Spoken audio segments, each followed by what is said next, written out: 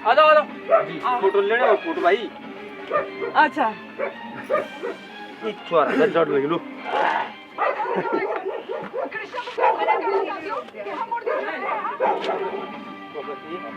बंगाल से आए हैं। बंगाल से जी। कहाँ जा रहा हो? गौमुख, गंगोत्री। गंगोत्री जमुना। जी जी ठीक है। आपका नाम क्या हुआ? मेरा नाम है रतनलाल। रतनलाल। जी हाँ, रतनलाल। अब तक कहाँ था तुम? हाँ जी, हम गंगा जी की पैदल यात्रा कर रहे हैं। गंगा नदी जो है हाँ, उसकी पैदल यात्रा कर रहे हैं। पैदल चल के पैदल। हाँ हाँ ठीक है। देवप्रयाग से आए ना तुम आज? कलकत्ता से पैदल आ रहे हैं। हाँ? हाँ। तीनों लोग? नहीं, हम ये दोनों बाद में आए साथ में। तो तुम अकेले था? हाँ, 4 महीने। फिर अभी आज सुबह तो देवप्रयाग से आए। हाँ आज सुबह देवप्रयाग से आए। आ जाए मेरे ये लोग। नहीं नहीं, इनको 3-4 दिन हो गए और इन भाई साहब को 2 हफ्ते हो गए हमसे जुड़े हुए हैं। अच्छा, तुम अलग अलग आए तब तीनों लोग? हम वहाँ से आए, फिर 2 हफ्ते पहले ये भाई साहब जुड़ गए हमारे साथ। अच्छा। और 3 दिन पहले ये जुड़ गए हमारे साथ। ये लड़की तो अकेले आ रहा था? नहीं, इनको पता चला कि हम जा रहे हैं तो उस जगह पर आ गए और वहाँ से हमारे साथ आ गए।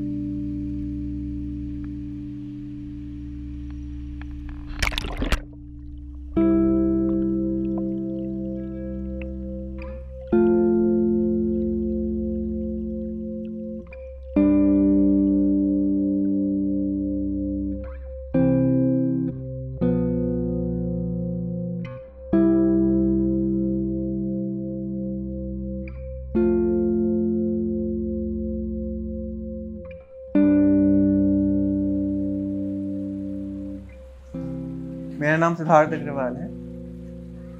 मैं वैसे तो ट्रेन हूँ एज एन इंजीनियर, बट पिछले कुछ सालों से मैं इंडिया में नदियों के किनारे पैदल चल रहा हूँ।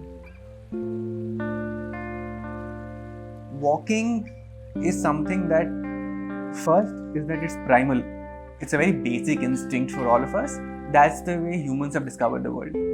So it made sense to go back to walking to understand something or to sort of uncover something. Walking has the capacity to disarm someone you're meeting, and that allows for a very fluid, very fluent conversation with whoever you're meeting, and all the layers of separation that we generally have on meeting someone new. Walking enabled the removal of all these layers and a very direct, intimate conversation in a very quick amount of time. जो walk का idea है that came very organically. एक time था 2014 में जब मैं अपने friend उज्ज्वल के साथ इंडिया में साइकिलिंग कर रहा था. कैलकाटा से बॉम्बे हम साइकिल करते हुए गए थे. उस जर्नी के टाइम पे साइकिलिंग करते वक्त इंटेंशन यही था कि हम लोगों से मिलें, जानें कि वो क्या कर रहे हैं, देखें. और उस जर्नी के बीच में ऐसा रियलाइज़ हुआ कि साइकिलिंग भी बहुत तेज़ एक मोड था. ट्रांसपोर्टेशन का, अगर हम लोगों से मिलना चाहते थे तो फिर लगा कि नहीं, वॉक करना चाहिए। एंड देन फिर उसके बाद राजस्थान में जाके फर्स्ट टाइम लॉन्ग डिस्टेंस कुछ वॉक किया। तो जब स्टार्ट भी किया सोचना कि वॉक करना है इतना, राजस्थान में पहले वॉक कर चुका था, उसके एक्सपीरियंस के बेसिस पे ऐसा लग तो रहा था कि वॉक हो जाएगा, लेकिन फिर भी बहुत ओवरवेलमिंग था। तो धीरे धीरे उसको पार्ट्स में डिवाइड करके देखने की कोशिश की कि हम क्या कर सकते हैं, हमें क्या क्या करने की ज़रूरत है इस पूरे वॉक को रियलाइज़ करने के लिए। तो मैंने फिर रिसर्च स्टार्ट किया समवेयर 2015 के बीच में, जून जुलाई 2015 के बीच में मैंने इस पर रिसर्च स्टार्ट किया कि अच्छा क्या फैक्टर्स हैं, नदी के बारे में क्या जानना ज़रूरी है। अगर कोई पैदल यात्रा करने जा रहा है कि अच्छा नदी को देखना है मुझे, तो नदी को देखने के लिए कुछ तो समझ होनी चाहिए कि अच्छा नदी में क्या देखोगे आप, और लोगों से मिलोगे तो क्या पूछोगे।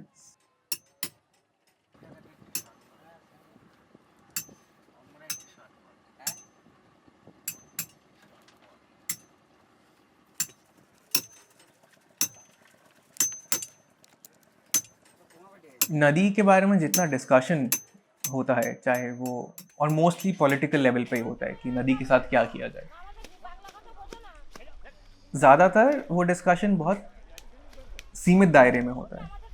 लेकिन नदी के किनारे पैदल चलते हुए जब दूसरे लोगों से मिले, चाहे वो लोग मछली पकड़ते हों, चाहे वो लोग खेती करते हों, चाहे वो लोग पूजा पाठ करते हों, चाहे वो लोग नाव चलाते हों, और भी जितने लोग नदी किनारे रहते हैं, उनसे मिलके ये चीज़ ज़रूर समझ में आई कि नदी का जो दायरा है, या नदी की जो परिभाषा का दायरा है, वो नदी की तरफ बहुत बड़ा है। वो किसी एक परिभाषा में सीमित नहीं है।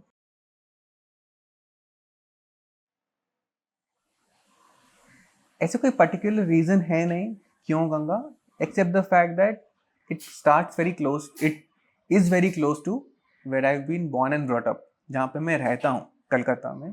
तो एक वो अट्रैक्शन पॉइंट हमेशा से था कि जो नदी मेरे घर के पास बह रही है उसका क्या सिचुएशन है, वो कैसी नदी है, वो कैसी दिखती है, तो उसको जानने के लिए एक सॉर्ट ऑफ अट्रैक्शन था।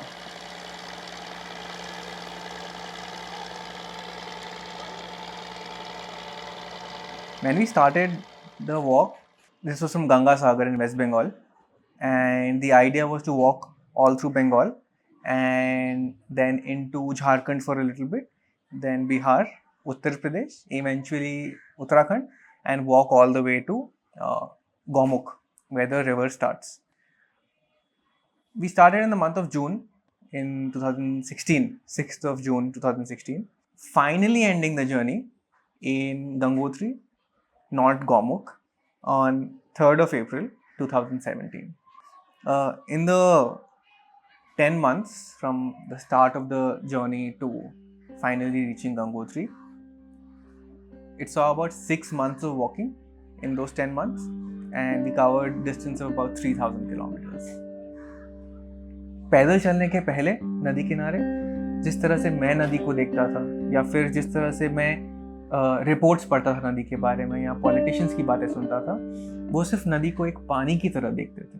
पर इतने नज़रियों को देखने के बाद नदी की जैसे धाराएं हैं, अलग धाराएं हैं जो मिलकर नदी को बनाती हैं, अब मैं भी जब नदी के बारे में सोचता हूँ तो ये सारी जो नज़रिए हैं वो नदी के धाराओं की तरह मिलकर नदी का एक पूरा परिभाषा बनाते हैं, जो सिर्फ नदी को पानी की तरह नहीं देखती, पानी से बहुत बढ़कर उसमें जो चीज़ें समा रही हैं उन सबको मिलाकर नदी बनाती है।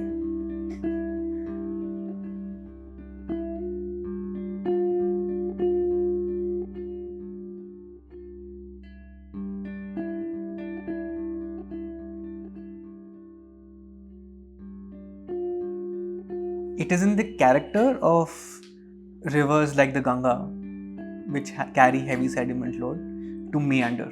They shift course, they move laterally, and this process, which is a slow process, takes time, a decade maybe, to shift some distance. This is something that the riparian communities also understand.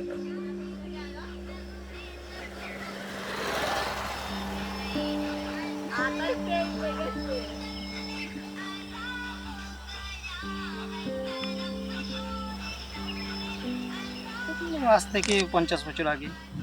আমরা দেখিনি, আমাদের ঠাকুরদারা বলে। তাই নদী আস্তে আস্তে সরতে সরতে সরতে চলে যায়, আর চর পড়ে। সেই চর পরে সেই চরেতে আপনার গ্রাম বসতি সব হয়। এপার থেকে লোক ওপারতে যায়, এপারের আবার ওপার হয়। নদী তো ভাঙা গড়া করে, সেই চর পড়ে, সেই চরে এসে ওপার থেকে লোক এসে এপারে বসতি হয়, বাড়ি করে থাকে, একটা গ্রাম হয়। এইভাবে আর কি গ্রামগুলো হয়েছে আমাদের এই চড়া এলাকা।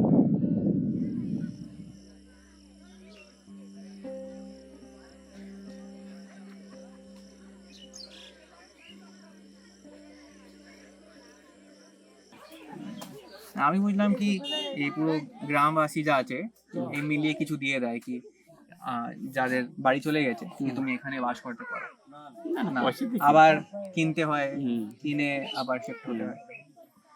এবার যা আবার গঙ্গা হয়তো ভাঙতেও পারে, কিন্তু আবার ওই যে চরটা আসছে ওই চরটা যদি এগিয়ে আসে আবার ভাঙাটা বন্ধন হবে, চর পড়বো আমরা, আবার ওই দিকটা ভাঙন হবে। ওইদিকে জমি চাষ হয়, এই পাড়ের লোকেরা ওই জমি পেয়েছে, ওপার ভেঙে বাড়ি পেয়েছে।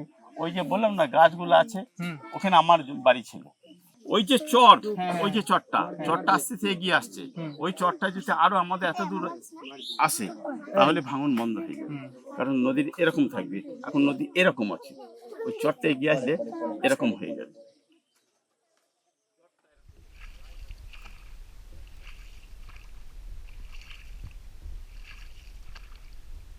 लेकिन आज के दिन ये जो रिवर का मूवमेंट है और जो लैंड का अपीयरेंस डिसअपीयरेंस का जो एक्ट है वो एक्सेलरेट हो गया। আমাদের গ্রামটাই 3 বছরের মধ্যে মানে এই গ্রাম ভেঙে যাবে। 3 বছর বেশি মনে থাকবে না, তাহলে মাঠে বেড়াই, মাঠ পার হয়ে চলে যাবে। 1 বছরের মধ্যে মনে হয় পার হয়ে যাবে। তুমি দেখো হ্যাঁ, আর কিছুদিন আগে অনেকটা দূরে ছিল গঙ্গা, আর এখন ধরো হ্যাঁ ওই ঢেকি জলটা আছে, 5 বছর আগে ওইখানে রাস্তা ছিল।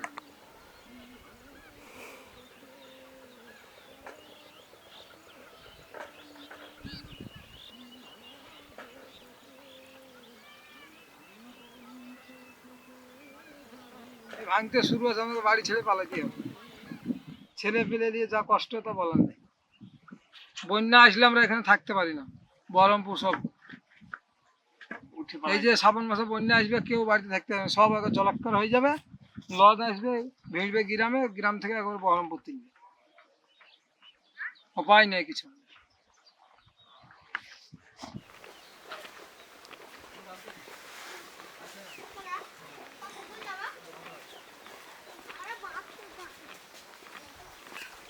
ভোরবেলা ভেঙে চলে যাবে গঙ্গা ধারা সব ভেঙে যায়নি, কাল মেলা জমি চলে যাবে, মেলা জমি চলে যাবে। হ্যাঁ মেলা চলে গেল তো, অনেক হয়ে গেছে, চলে গেল তো, 1.5 বিঘা হয়ে গেছে।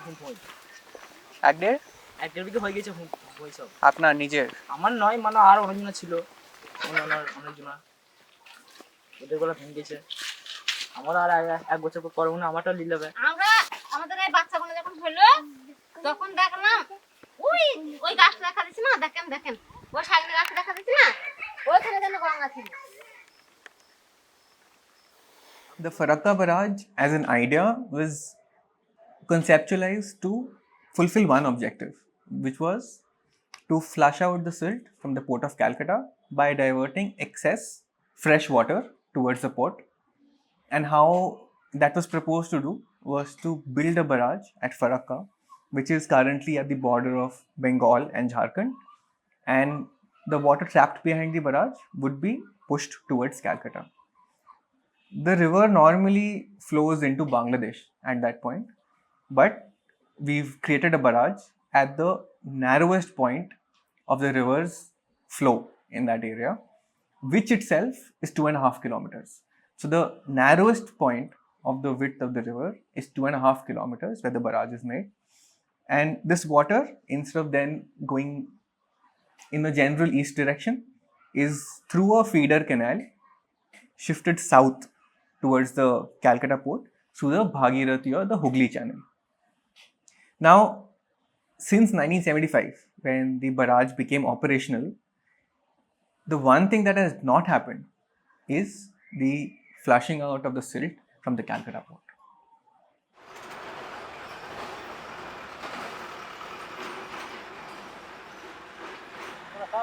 এটা কব থেকে ভাঙানো শুরু হয়েছে? মোটামুটি দাদা বলো গো, ও অনেক হবে, ফারাক্কা আসলো তখন থেকে আরো 100 বছর হয়ে গেল। এই যে ভাঙলের যা মানে পরিস্থিতি দাঁড়িয়েছে মাঠটা, 100 বছর হবে না, 100 বছর। হ্যাঁ 78 সাল থেকে 78 সাল হবে কেন গো? বান্দা কত বছর হয়েছে? 78 সালের বললে তো তার আগে বান তো 2000 সালে। তোমার তরাগঙ্গা ছিল কত? 78 সালে। 78 সালে 2-1 বছর আগে আগে আমাদের বয়স না হয় না, শুনেছি তো। হ্যাঁ তাই ঠিক বলেছো। তরাগঙ্গা ও তখন গঙ্গা তরা হতো, মানে হেঁটে পার হতো। হ্যাঁ তখন মানে ওই যে ভাদ্র মাসে যে গঙ্গাটা যখন ইয়ে হয় তখন তরুণ বয়, তখন কিন্তু ওই ভাঙলটা আমাদের এই কোলানা হতো। আর তার আগে কিন্তু ওই 12 মাসে গঙ্গা থাকলে অত ভাঙল টুঙল সেরকম ছিল না। হ্যাঁ হয়তো খুব বাতাসের জোর হলে হয়তো সময় সময় কোনো জায়গা বালি এলাকা তো ভেঙে চিড়ে যেত। তাছাড়া এমনি এই জল বেশি এরকম বাড়াবাড়ি হলে তখন ভাঙতো, এরকম ভাঙতো। কিন্তু বেশি ভাঙানো হয়েছে না এই ফারাক্কা চালার পর থেকে এই ভাঙলটা বেশি অংশ। ফারাক্কা আপনার 78 সালে এসেছে, তখন থেকে আপনার এই ভাঙনটা শুরু হয়েছে। 78 না 71? 71, যাই হোক ওরকমই হবে। যাই হোক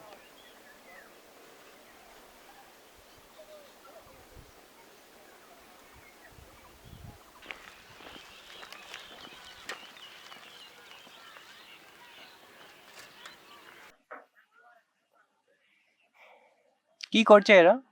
বতক ধরছে, বতক। আচ্ছা, বতক ধরছে।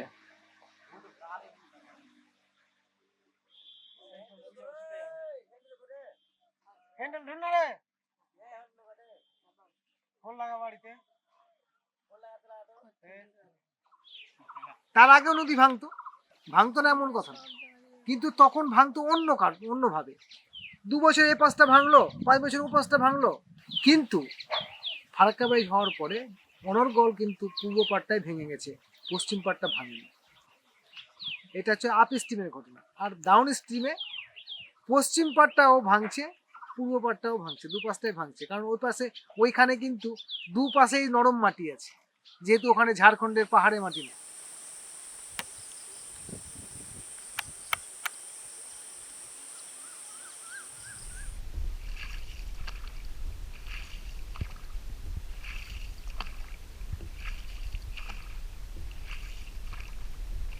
यहाँ पर ये कुआं ऐसे बाहर पानी में क्यों है? ये गिरने की वजह से, घाई कटान की वजह से ये पानी में है। ये पानी जो वहाँ से देख रहे हैं, वहाँ से गंगा की जो है घुमाव हो गई है, गांव की तरफ रुख हो गया। ये गंगा पहले रामपुर के पास में बहती थी, और रामपुर से वहाँ से जब घुमा पानी तो आकर के ये पूरे गांव पर अटैक हुआ। तो अपने आप से घूम गया पानी? अपने आप घूम गया। कब घूमा ये पानी? अरे ये करीब करीब हमको उम्मीद है कि 96-97 ना हो, 96-97 में करीब करीब ये कटान शुरू हो गया यहाँ पे। हुआ जब गाजीपुर वाला पुल जब बना, उसके बाद से ये पानी हम लोग के यहाँ अटैक करना शुरू कर दिया।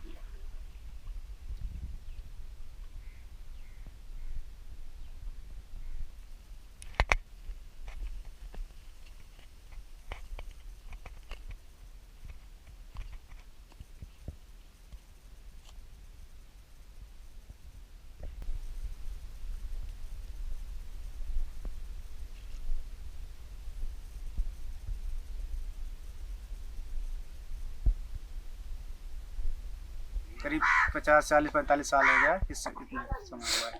अच्छा, और कहाँ था पहले वाला गांव? पहले ये पश्चिम में है, यहाँ से करीब 3 किलोमीटर होगा। यहीं भी पश्चिम उत्तर में था, वहीं से कटा था। वहाँ पे जब कटने के बाद फिर मैं यहाँ पे लोग रातों रात यहाँ पे आए। अच्छा, उसके बाद से नाम अचानकपुर हुआ। इसके बाद जो है अचानकपुर नाम पड़ा है। अच्छा, अभी यहाँ पे गंगा जी कितना दूर है यहाँ से? यहाँ से लगभग गंगा जी है 400 metre.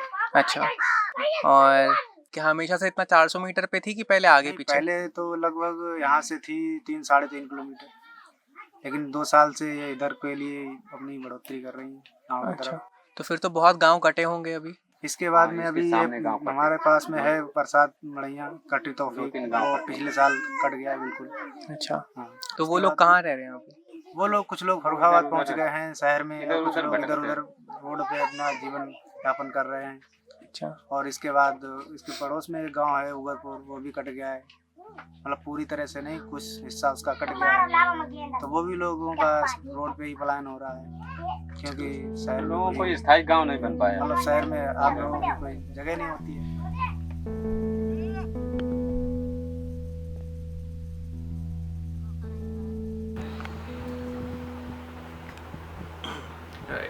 Hello everyone.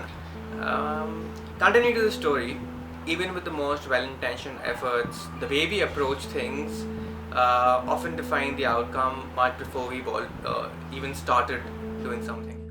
So when I started the walk from Ganga Sagar, we were a total of 5 people, जिसमें से I was walking और जो बाकी लोग थे वो लोग पैरेलली एक कार में ट्रैवल कर रहे थे। मैं भी स्टोरीज ढूंढ रहा था, वो भी स्टोरीज ढूंढ रहे थे, वो अपने तरीके से शूट कर रहे थे, बट एक तरह का गैप था।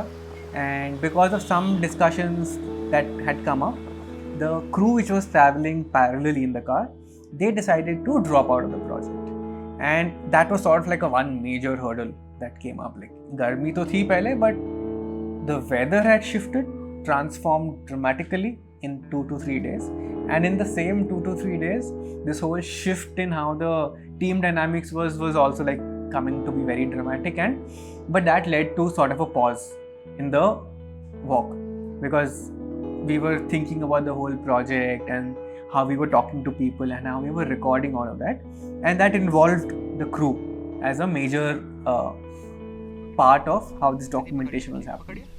पकड़ के रखिए, हम उधर से पैदल जाके आ रहे हैं। पकड़िए, सामने से नहीं, हाथ दे, छोड़िए, उधर से नहीं, सामने नहीं, इधर से पकड़िए, सामने से मना कर रहे हैं, ऐसे जैसे वो बता रहे हैं वैसे पकड़िए।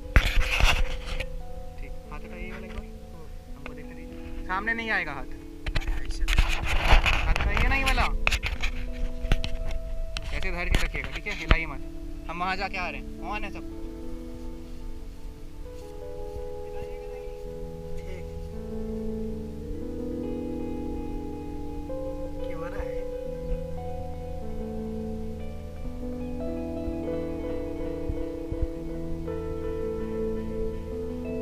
उसके बाद एक्चुअली आज जब मैं वापस देखता हूँ, आई फील थैंकफुल, बिकॉज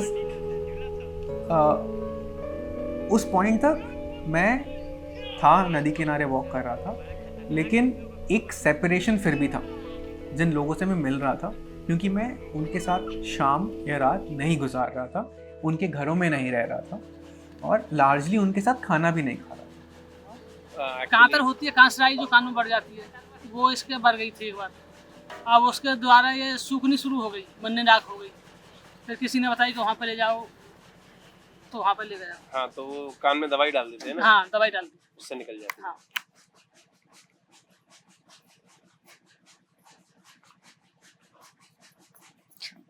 चाय मत बनाना, रहने दो तो रहने दो, बस पानी पिला दो। पानी लाओ, गिलास तो बड़े बड़े सफा उन्हें ले आया करो, टूटे हुए गिलास नहीं।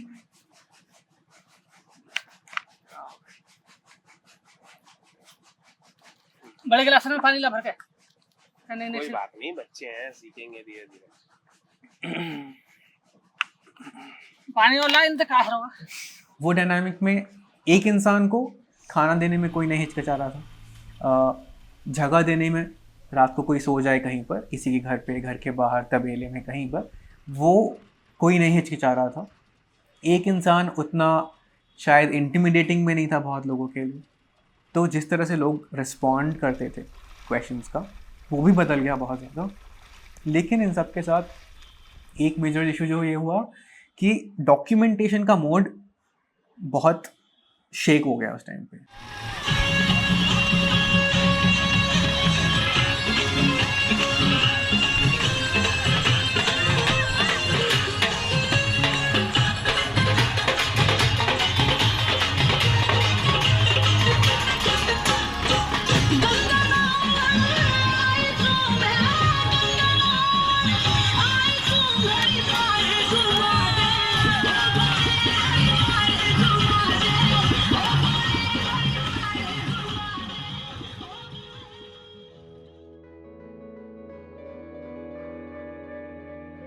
in the past 4 years, there's been this constant discussion, restart of discussion about using India's rivers for transportation. And all of this is being done under the National Waterways Project.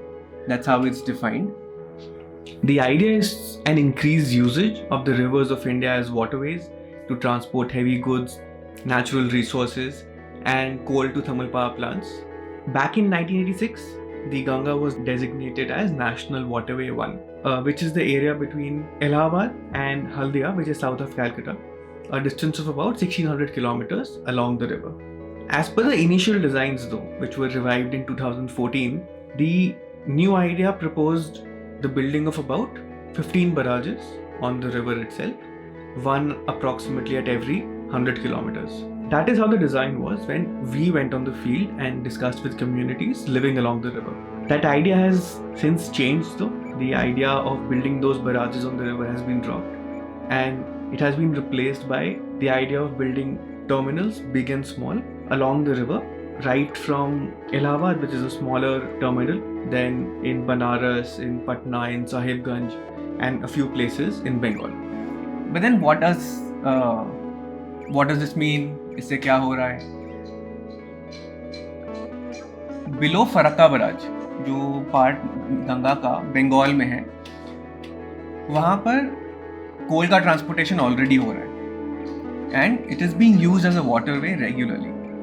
And जो part Farakka के ऊपर है till Banaras, वहाँ पर कुछ experimental stages में 2-3 बार barges गए हैं, जहाँ पर कभी पेप्सी लेके गए, कभी गाड़ियाँ लेके गए. एंड जो फर्स्ट मेजर सक्सेसफुल उन्होंने एक टेस्ट किया पब्लिकली अनाउंस करके, उसमें they transported Pepsi from Haldia all the way to Banaras.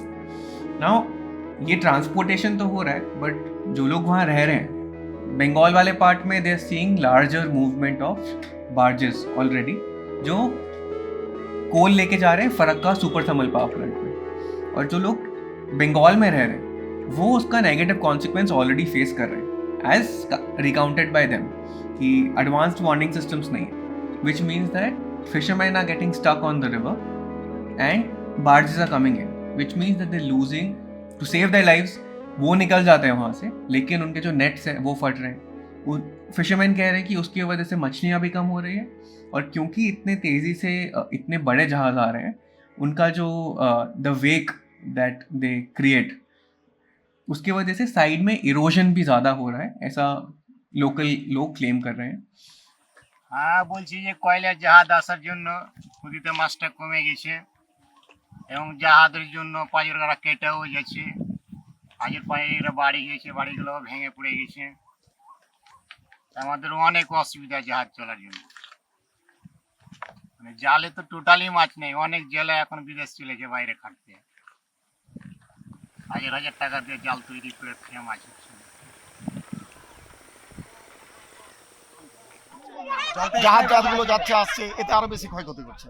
আমরা কিছু বলতে পারছি না, সাধারণ মানুষ তো এলাকার, এই সাধারণ মানুষ তো, তার কিছু বলার নেই. ওরা যা খুশি যেভাবে খুশি নিয়ে যাচ্ছে আর সেভাবে ভেঙে যাচ্ছে. যা এই বড় জাহাজ আছে ঢেউ বেশি আছে, হ্যাঁ বড় জাহাজে বেশি ঢেউ আসছে, ওই মালবাহী জাহাজ. হ্যাঁ, কলকাতা থেকে আসছে, কলকাতা থেকে ফারাক্কা যাচ্ছে. ये तो ऐसी जगह जहाँ पर ऑलरेडी हो रहा है. जो फरक्का बराज से अपस्ट्रीम वाला पार्ट है, जो फरक्का से लेके बनारस तक का जो पार्ट है, वहाँ पर जो टेस्ट रन्स हुए हैं, कुछ लोगों ने देखा कि यहाँ पे टेस्ट रन हुए हैं, बातचीत कि कुछ जा रहा है, बड़ा शिप जा रहा है. काफ़ी लोग तो बताते हैं कि वो अटक गया था शिप, इतना डेप्थ ही नहीं है पानी का कि शिप को लेके जाया जाए, तो उस एक शिप को निकालने के लिए 3 टग बोट्स गए. ऐसा लोगों का एक्सपीरियंस रहा है. तो हम जब बैठ के डिस्कस कर रहे थे, हमने कोशिश की कि अच्छा आपको क्या लगता है होगा, क्योंकि आपको इन्फॉर्मेशन तो ऑफिशियली जो मिलनी चाहिए थी वो नहीं मिली है, स्टेक होल्डर कंसल्टेशन नहीं हुआ, इम्पैक्ट असेसमेंट नहीं हुआ. तो उनके जो दिमाग में चीज़ें चल रही थी, दिस वाज वे बैक जब 15 बराज बनने की बात थी, वो आधी घंटे के डिस्कशन में they came up with so many ideas which are both positive and negative, जब वो वाटरवेज के बारे में सोच रहे थे, which is very confusing, because ये स्टेट की रिस्पॉन्सिबिलिटी है कि वो बताए रैपेरियन कम्युनिटी को कोई आइडिया ही नहीं है कि ऐसा कुछ हो रहा है। बांध हो जाएगा तो आने जाने का अपना सुविधा बना दिया जाएगा, उसके अंदर से जहाज आएगा, जहाँ का पानी का स्रोत है जहाज निकलने का वहाँ में आएगा जाएगा। उस पार के आदमी आवागमन के लिए इसका कोई रास्ता जहाज से हो या नौका से हो, या उसके ऊपर पुल बना दिया जाएगा कुछ दूरी पर 5 किलो 10 किलो। सिस्टम से होगा ना, सरकार अगर सिस्टम से बनाएगी तब दियारा वाला को भी क्षति नहीं होगा, लेकिन अगर सिस्टम से नहीं बनाएगी तो क्षति होगा। यहाँ से आप बता रहे कल बड़ी जहाज आपने देखी जाते हुए, तो उससे यहाँ पर जो मछुआरे हैं या फिर जो नाव है उस पर क्या प्रभाव पड़ा? उसमें नाव जो है उलटने पलटने लगी, ऐसे ऐसे हिलने लगी। अच्छा। और पानी जो है फेंक दिया था एकदम, किनारे आदमी बैठे तो उसके ऊपर पानी आ गया, जैसे ज्वार भाटा आता है उस तरह का जो है यहाँ पानी का असर हो गया।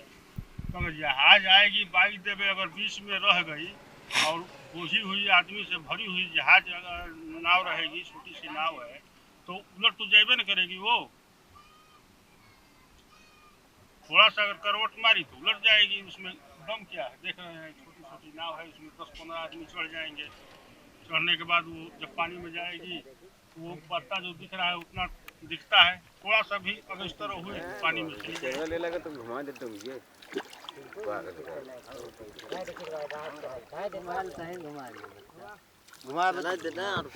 घुमा लेते। हाँ घुमा दे,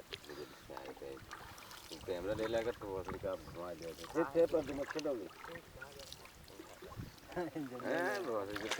जो इन्वायरमेंटल एंड इकोलॉजिकल एलिमेंट है कि ये वाटरवेज अगर बनता है, सो गंगा और गंगा जैसी जो नदियाँ हैं वो हैवी सेडिमेंट वाली नदियाँ हैं, वो चैनल्स में बहती हैं और काफ़ी बार बिकॉज हमने ऊपर डैम्स और बराज बना रखे हैं, रिवर में हम फ्लो छोड़ते ही नहीं हैं। Maximum time of the year the river is very shallow, मतलब लोग नदी पैदल पार करके जाते हैं। उस नदी में आप कैसे एक बाढ़ चलाने की बात कर रहे हैं, वो सब लोग ही सोचते हैं कि यार इसमें बाढ़ कैसे चलेगा। उसका आंसर आता है ड्रेजिंग, कि हमें अगर एक बड़ा बाढ़ चलाना है उसके लिए एक मिनिमम डेप्थ नदी में पानी का मेंटेन करना पड़ेगा। और यहाँ पर ही जो एक प्रॉब्लम है वो सामने आती है कि आप नदी को अब सिर्फ पानी की तरह देख रहे हैं, कि हमें एक पानी का कैनाल चाहिए जिसमें हम जो बाढ़ को चलाना चाहते हैं वो चल जाए। तो प्रपोजल ये है कि हम नदी के अंदर ड्रेजिंग करके एक चैनल क्रिएट करके रखें जिससे डेप्थ मेंटेन रहे और उसमें बाढ़ चल सके। लेकिन ये जो वाटरवेज हैं, स्पेशली जो फरक्का के ऊपर वाला पार्ट है, that is home to the Vikramshila Gangetic dolphin sanctuary. The Gangetic dolphin is India's national aquatic animal जो वहाँ रहता है, और जो ये वाटरवेज है उसका प्रपोजल है उस सैंक्चुरी के अंदर से जाने का।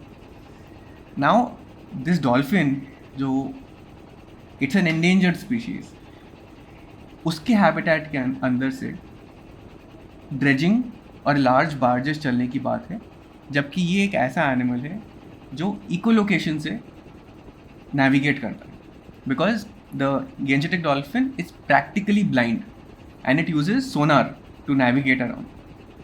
अब उसके हैबिटेट में पहले ही तो हैबिटेट डिस्ट्रक्ट हो रहा है ड्रेजिंग करके, उसके बाद this amount of sound that is noise I should say being created first by dredging and then by barges is going to completely destroy the habitat as well as affect the dolphin severely.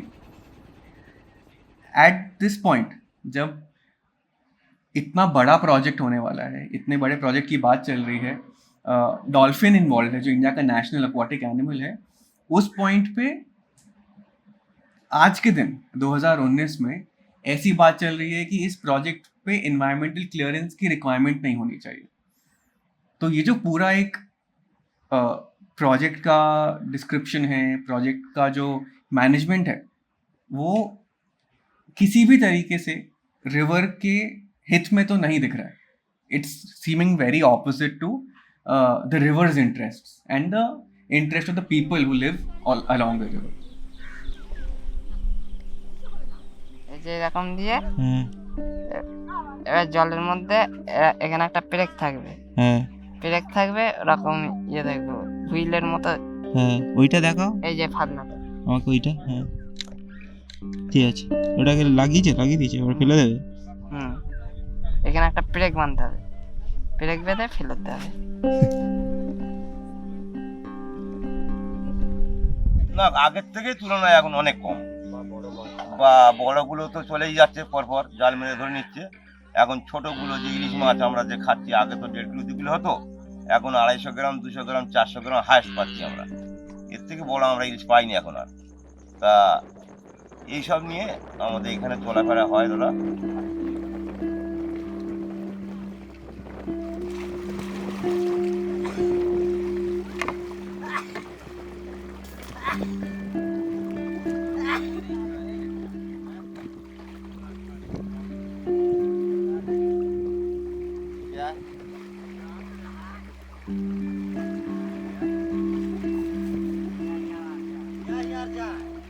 हम मछुआरों से मिले। बंगाल में काफ़ी जाना जाता है इलिश माछ, हिल्सा मछली। जितने मछुआरों से मिले हम, फरक्का बराज के नीचे बंगाल में और फरक्का बराज के ऊपर के स्टेट्स में भी, झारखंड, बिहार, यहाँ तक उत्तर प्रदेश के भी कुछ जगहों पर जो भी फिशरमैन हैं, जो भी मछुआरे हैं, सब ने एक बात ज़रूर कही जब उनसे पूछा कि नदी में पहले जो मछलियाँ थी और आज के दिन जो मछलियाँ, उनमें किस तरह का बदलाव आया है। तो एक की स्पीशीज़ जो नदी को डिफाइन करती है वो थी हिल्सा मछली, जो सबके मेमोरी में, जो लोग इलाहाबाद में मछली पकड़ते हैं, जो लोग कहलगांव बिहार में मछली पकड़ते हैं, जो लोग बंगाल में मछली पकड़ते हैं, सबको ये बहुत क्लियरली दिख रहा है कि जो हिल्सा मछली का नंबर है वो बहुत कम हो गया है।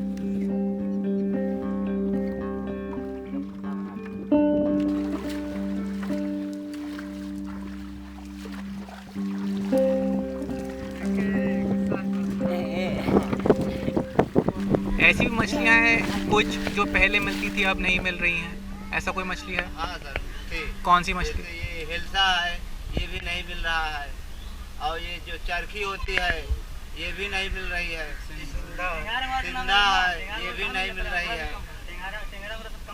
टेंगार मछली कम होती जा रही है। कब से कमी कब से शुरू हो गई है? हो गया सर करीब नहीं तो 1997-98 से मछली कम होने लगी है। अच्छा,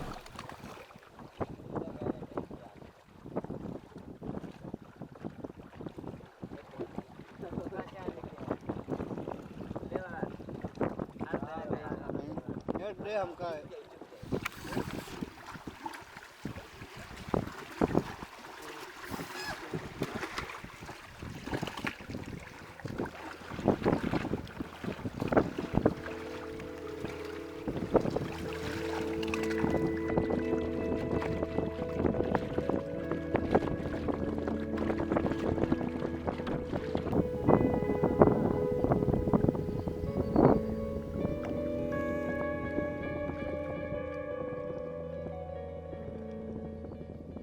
उस टाइम मछली ज़्यादा था, उस टाइम तो मछली ज़्यादा मिलता था जिस टाइम शुरुआत के टाइम में पकड़ते थे तो। अभी तो बिल्कुल नहीं मिल रहा है, लगभग 10% उस टाइम से मिल रहा है। उस टाइम अगर 1 रुपया मिलता था तो अभी 10 रुपया 10 पैसा का मिलता है मछली। अच्छा, हर तरह का मछली जो है कि धीरे धीरे कम होके चला गया, हर तरह का मछली। तो पहले कौन सा मछली ज़्यादा मिलता था? पहले सुकरी, बचवा, अरिया, गुर्रा बड़ा बड़ा मिलता था, वो सब नहीं मिलता।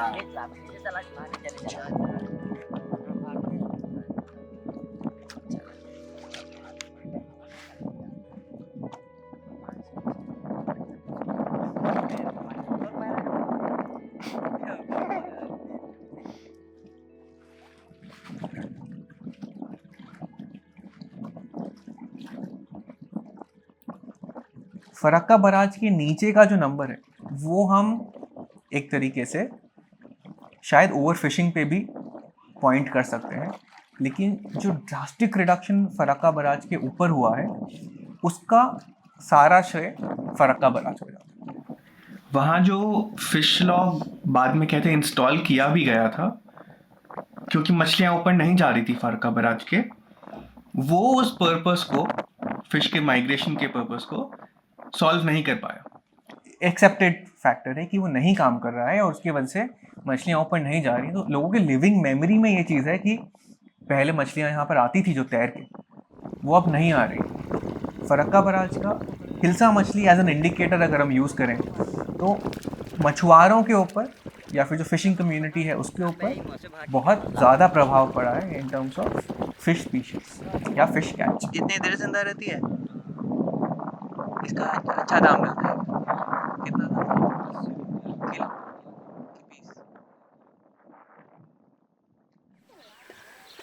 वो लोग खुद बोल रहे हैं कि हो नहीं रहा है, हम लोग जा रहे हैं। नहीं तो पहले लोग 50-50 लोग बड़ी बड़ी नाव लेकर के बंगाल से आते थे। अब वो लोग आते भी हैं तो 2-4 दिन में भाग के चले जाते हैं, तो फायदा नहीं हो रहा है जा रहे। आते हैं घूम के चले जाते हैं। कम होने का कारण है ये जो उसका जो जितना बच्चा है छोटे में छका जाता है, इसलिए कम होता है मछली। मारने वाले बहुत ज्यादा हो गए इसलिए कम हुआ है मछली, लेकिन जाते तो सब मछली का ये है। इतना ज्यादा बढ़ गए मारने वाले। हाँ बहुत। आबादी की तरह से ज्यादा और उतना मछली नहीं बढ़ना। तो जब ये लोग ये अंडा भी मार देते हैं, अंडा भी पकड़ लेते हैं, तो उससे दिक्कत ना होता होगा? मछली कम नहीं हो रही है उसकी वजह से? कम तो हो ही, तो कहते हैं कि कम हुआ है। तो कुछ कर नहीं रहे हैं उसके लिए? तो उसके लिए हम लोग क्या करेंगे? आप लोग कहते नहीं माना हैं? करने पर तो मानता नहीं है कोई के, उनका हित है तो उनका हित है, कोई हम लोग को क्या करें?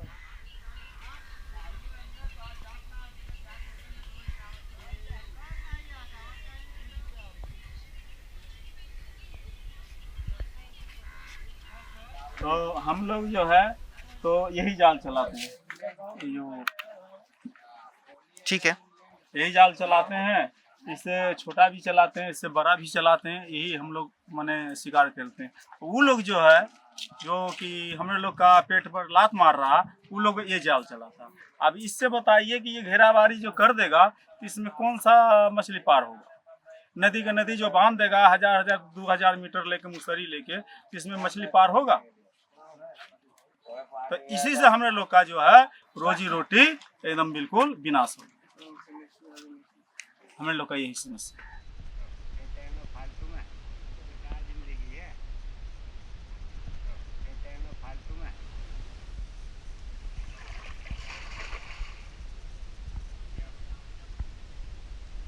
अंडा तो जो पकड़ता है उसको तो सरकार रोक ही नहीं है। चट जाला है मछली वाला, इससे मारते हैं ना। हाँ, मछलिया के काली घाट के। अच्छा, डेली जाते हैं लोग बड़का के, उसमें सब बच्चा मर जाते हैं बहुत। तो यहाँ पर जो सैंक्चुरी बना दिया है सरकार, डॉल्फिन सैंक्चुरी बना दिया है, तो उससे आपको कुछ फर्क पड़ा है यहाँ पर मछली पकड़ने में, मछली कम बेसी होने में? हाँ, उससे फर्क हुआ है कि मछली पकड़ने में थोड़ा सा वन विभाग वाला सताता है। वन विभाग वाले को जो करना चाहिए वो करता नहीं है। जो इंसान लोग जो कि वहाँ से ऑर्डर दिया गया है कि 40 सेंटीमीटर से ऊपर जाल चलाने का, तो वो जाल हम लोग चलाते हैं तो वन विभाग पकड़ता है। जो कि नेट जाल, गन्नी जाल है, कपड़ा जाल, उसको वो खिलवाता है, उससे घूस लेकर के उसको चलवाता है। जो कि नहीं उसको ननका मच्छी जिला मछली मार रहा है उसको पकड़ लेता है, जो अंडा जीरा मारता है उसको मरवाता है।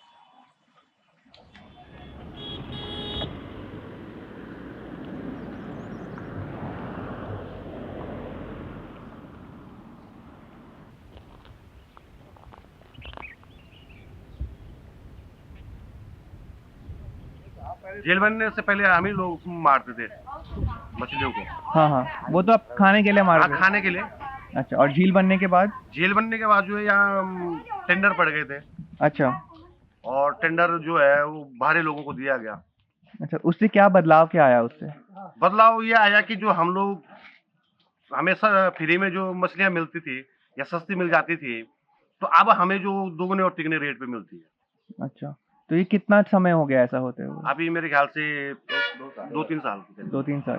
उसके पहले आप खुद मछली मारने? खुद मारते थे हम लोग अपने खाने के लिए। हमारे बुजुर्ग भी है, हम भी मछली का काम करते थे यहाँ पे, ये बलियाना गाँव में। और ये जो झील के किनारे किनारे सारे विस्थापित जो बंदे थे वो बिल्कुल भरपूर लाभ लेते थे इस नदी से।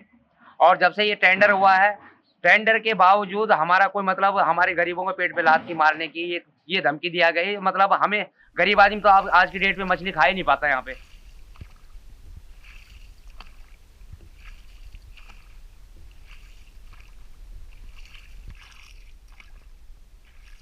स्लोली जैसे जैसे मूव हुआ फर्दर ईस्ट, बिहार के थ्रू, फिर जब यूपी पहुंचा and further into UP, somehow मुझे भी ऐसा लगता है वापस जब मैं देखता हूँ कि अच्छा मैंने किस तरह से स्टोरीज को डॉक्यूमेंट किया है, तो लगता है कि मैं कंफर्टेबल हो रहा था एक तरह से कि और लोगों से बात किया जाए और डेप्थ में बात किया जाए और डेप्थ में उनकी बातों को रिकॉर्ड किया जाए। और जब तक मैं कंफर्टेबल सिचुएशन में, कंफर्टेबल जोन में पहुंचा, ऑलमोस्ट उत्तर प्रदेश के नॉर्थ वेस्टर्न बॉर्डर पे पहुंच गया था जहां पर गंगा नदी फ्लो करती है, एंड सेकेंड मेजर हर्डल जो वॉक का था वो वहां पर अपियर हुआ। दैट वाज कि मेरे को बैक में एक इंजरी हो गई। इंजरी हुई, मैंने एक हफ्ते का ब्रेक लिया, मैं वापस गया नदी पर, मैं फिर 2 दिन चला, तीसरे दिन चला, पर उस तीसरे दिन के बाद मेरे जो बॉडी की कंडीशन थी वो did not allow me to continue because I was in extreme pain which was not allowing me to walk. Walk start हुआ था जून में, जो फरक्का वाला सिचुएशन हुआ that was first week of July. उसके बाद रीस्टार्ट हुआ वॉक मिड जुलाई में, actually last week of July में। देन मैं वॉक किया जुलाई, अगस्त, सितंबर। फर्स्ट वीक ऑफ अक्टूबर में फिर से मुझे वॉक से दूर जाना पड़ा बिकॉज ऑफ द इंजरी। पर अभी क्योंकि इंजरी बहुत सीरियस लग रही थी तो डॉक्टर्स को कंसल्ट करना पड़ा, and from October right up till February walk करना पॉसिबल नहीं था।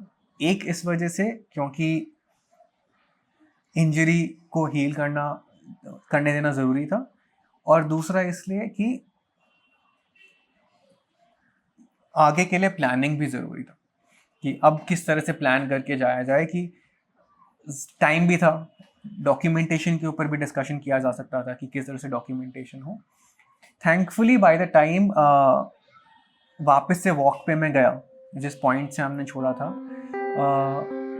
इंटरेस्टिंगली हम उस पॉइंट से कंटिन्यू नहीं कर पाए क्योंकि वहाँ से एक वाइल्ड लाइफ सेंचुरी स्टार्ट होती है, हस्तिनापुर वाइल्ड लाइफ सेंचुरी। मेरी शायद गलती ये कि मैं गया डीएफओ से परमिशन लेने के लिए, जो आज के दिन मुझे लगता है कि शायद मैं अगली बार वॉक करने जाऊँ वहाँ से तो शायद नहीं लूँगा permission, because it's a very well frequented area, बहुत लोग रहते हैं वहाँ पर, गांव है बहुत, तो आप आराम से जा सकते हैं वहाँ पर as long as you not hurting anybody. लेकिन डीएफओ के मना करने के बाद कि नहीं आप इस एरिया में नहीं जा सकते, हमने वो एरिया स्किप किया और फिर बिजनौर से next leg of the walk start किया, जहाँ पर कुछ लोग और जुड़े वॉक में। उनके जुड़ने की वजह से जिसमें कुछ दोस्त थे जिनको वॉक करना था और कुछ दोस्त ऐसे भी थे जो फिल्म बनाते, तो ये नए लोगों के जुड़ने की वजह से जो next leg of the walk वो एक तरह से स्ट्रेंथन हो गया इन टर्म्स ऑफ डॉक्यूमेंटेशन फिर से। लेकिन interestingly as oppose to the initial phase of the walk, जब हमारे साथ और लोग थे जो वॉक कर रहे थे, 5 लोग थे जो कार में मूव कर रहे थे, अब जो लोग वॉक ज्वाइन किए थे वो पैदल चल रहे थे, तो जो वॉक का ऑब्जेक्टिव था वो भी कंप्लीट हो रहा था और हमारा सेपरेशन जो था, जो इनिशियल फेज में कुछ हद तक सेपरेशन हो रहा था लोगों से, वो सेपरेशन भी नहीं हुआ। And then starting by end of February जो हमने स्टार्ट किया, लेके 3 अप्रैल को फाइनली हमने अपना वॉक कंप्लीट किया जब हम गंगोत्री पहुंचे।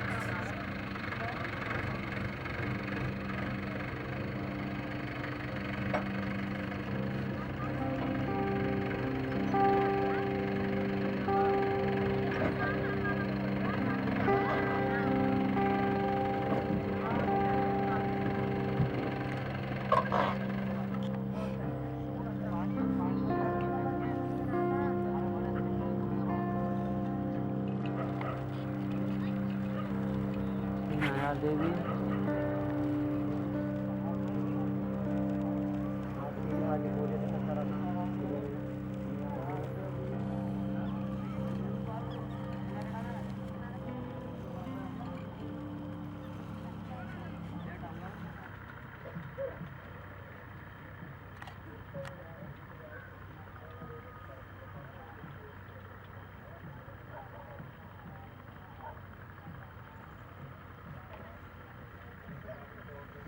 कैसा लग रहा है उत्तराखंड आके? उत्तराखंड आके अभी तो धूप लग रही है फिलहाल तो।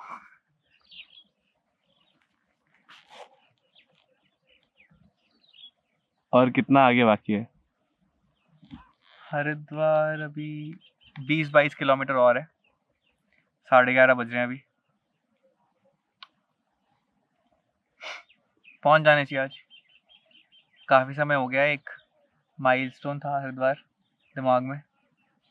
पहुंचना है, पहुंचना है, पहुंचना है। आज पहुंच जाएंगे।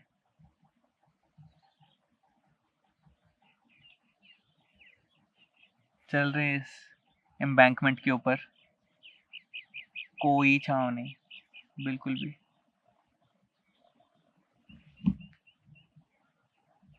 और धूप भी बहुत तेज है।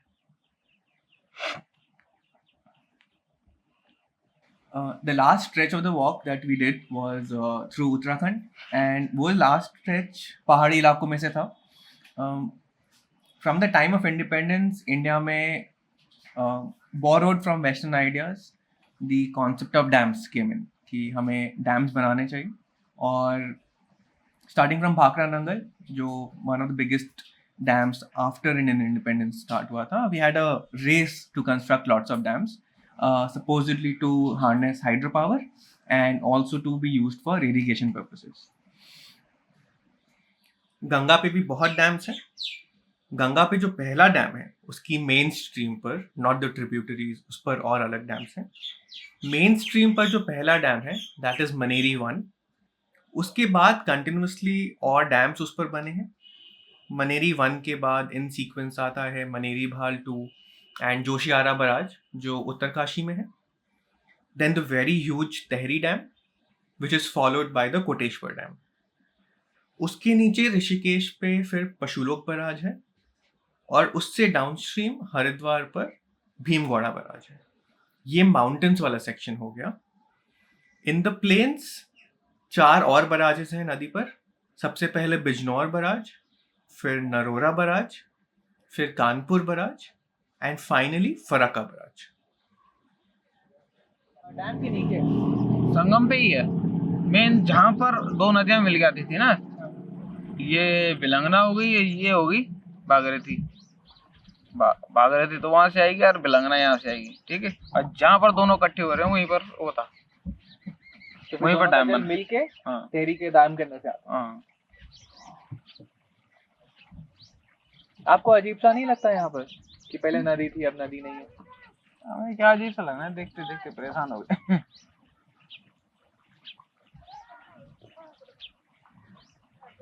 कोई फायदा हुआ आपको यहाँ पे डैम बनने का? कुछ फायदा नहीं हुआ। पहले तो खेती होती थी, अब तो खेती ही नहीं हुई।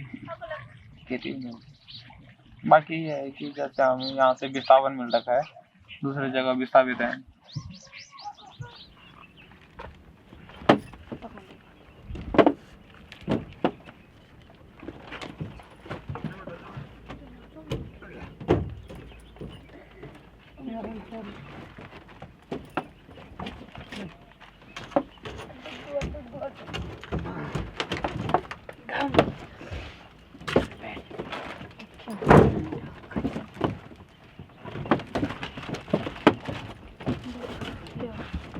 गोदी आएगा।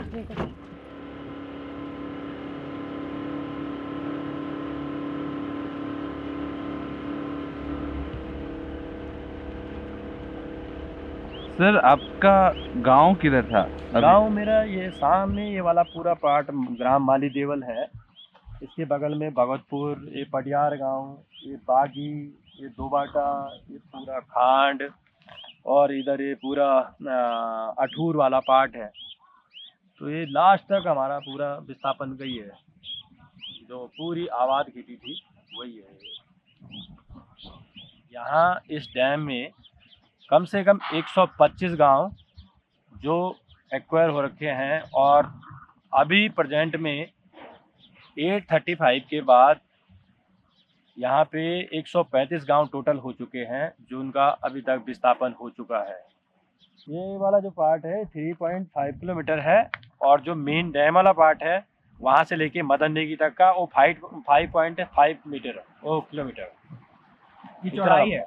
हाँ, ब्रिटिश का जो और लंबाई लंबाई तो वैसे उसमें 42 किलोमीटर स्क्वायर फीट में बता रखी है, लेकिन ऐसे में जाओगे आप लोग चिन्याली छोड़ तक तो 70 किलोमीटर तक आपको लेक मिलेगा। और उधर से 58 किलोमीटर तक मिलेगा। एक घनसाली से मतलब थोड़ा पहले एक गांव है जिसका नाम बौर गांव है, और यहाँ से लेके जाओगे आप तो पूरा चिन्याली शहर कवर हो जा, मतलब पूरा पानी से वहाँ का ब्रिज बंद हो जाता है। उसके बाद वहाँ पे भी बोट चलती है, उससे आगे एक गांव है हटियाड़ी, उस तक पूरा कवर हो जाता है पानी।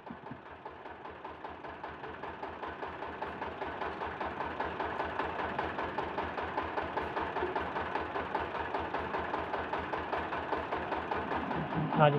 तो मतलब एक थोड़ा आपसे मुश्किल सवाल पूछो तो आपको दिक्कत तो नहीं होगी सर। ये जब ज़मीन गई, पानी जब भरा, तो अंदर से कैसा महसूस हो रहा? बहुत मतलब ऐसा लगा सर कि जैसे हमारा जो है ज़मीन ही नहीं गई, वो एक प्रकार से हमें डुबा दिया उन्होंने। एक तो हमारी संस्कृति डूब गई, सबसे बड़ा नुकसान जो हुआ। मतलब ऐसा तो सरकार अगर एक आदमी को 10 करोड़ भी दे वो भी कम है उसके आगे।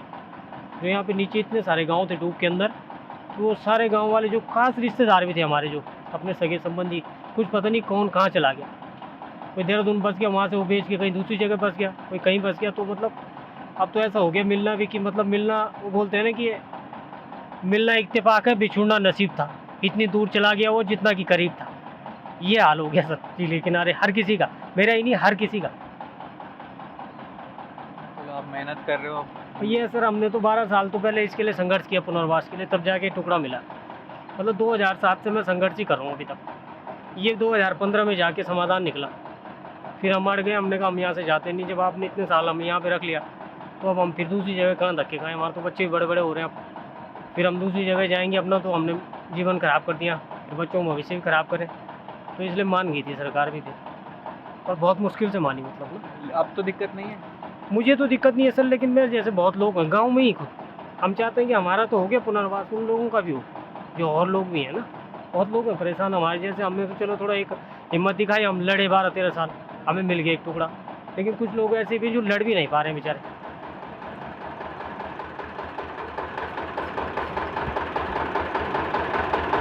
तो हमको ऐसा दिखता था टॉप में वो जो ब्लेज है ना, रोला कोट है उसका नाम, वो ऐसा दिखता था हमको जैसे नीचे से लेके टॉप वो दिख रहा ना प्रताप नगर सुना आपने? तो वहाँ पे जैसे दिखता है इतना लंबा दिखता था वो। पूरा नीचे गांव पे कई पुंसाड़ा ये सब, रोला कोट से लेके इधर पूरा कंसाली घनसाली पूरा ख़त्म।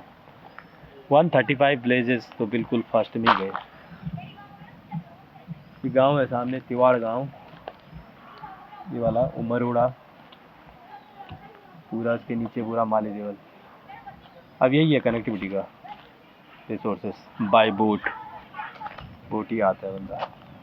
अभी टाइम टू टाइम ये बोट चलती है। बंदे को किसी को इमरजेंसी में बीमार हो गया कोई साधन नहीं है, ये बोट चलेगी बस। अभी लास्ट टाइम है इसका, मतलब लास्ट राउंड है इसका 5 बजे के बाद ये क्लोज हो जाएगा। अभी इन लोगों को कम से कम 2004 से लेके अभी 17 तक 13 साल हो गया, बट इनके पास कोई प्रॉपर सुविधाएं नहीं है। इन लोगों को वैसे ही बिना कर्म की सज़ा मिल रही है, और ये लोग बड़े परेशान हैं। इधर भी लोग परेशान हैं, बट इन लोगों का थोड़ा सा राइट पड़ता है, क्योंकि यहाँ से ऋषिकेश, देहरादून हॉस्पिटलाइजेशन और ये एजुकेशन की फैसिलिटी मैक्सिमम इधर ही है। तो उन लोगों को छोटी सी हॉस्पिटल में भी जाना होगा तो इधर ही आते हैं, तहसील भी इधर ही है उनका, टोटली डिस्ट्रिक्ट टिहरी है, तो सारी चीज़ों के लिए उनको यहीं आना पड़ता है। यहाँ पे अगर डैम बना है, नुकसान हमें हुआ है, हमारी ज़मीनें गई हैं, हमें वो चीज़ नहीं मिल पाई। आज हम बेघर हो चुके हैं और हमारे पास भूमि खत्म होने के बेघर हैं, भूमिहीन हो चुके हैं। लेकिन हमने कहा कि ठीक है, अगर हमें ये है और पूरे राष्ट्र को अगर इसका लाभ मिल रहा है और राष्ट्र हित में अगर ये बन रहा है तो हम उसके लिए भी तत्पर हैं। और ये डैम बने हैं नदी से, जो हमें हमारी मनेरी वाली स्टेज फर्स्ट और स्टेज 2 हमारा धरासू स्टेज 2 है, 302 मेगावाट कर रहा है, और 175 मेगावाट जो मनेरी से विद्युत उत्पादन हो रहा है। ठीक उसी तरह इससे 4 गुना 6 गुना जो है टिहरी बांध से विद्युत उत्पादन होगा, तो पूरे राष्ट्र के लिए बहुत ज़रूरी है और ये होना भी चाहिए।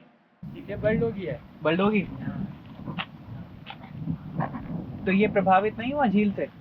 क्यों नहीं, अब आधा हुआ। आप लोगों का घर ठीक है? हाँ, इनका तो ठीक है। यहाँ पे एक मई हूँ, इनका ठीक है, बाकी सबका प्रभावित है।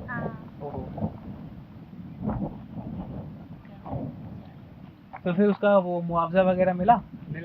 मिल गया। डूबा हुआ गांव का कुछ फैसला नहीं हुआ। नीचे ये गंगा जी है और ऊपर हम डर के मारे भागे हैं।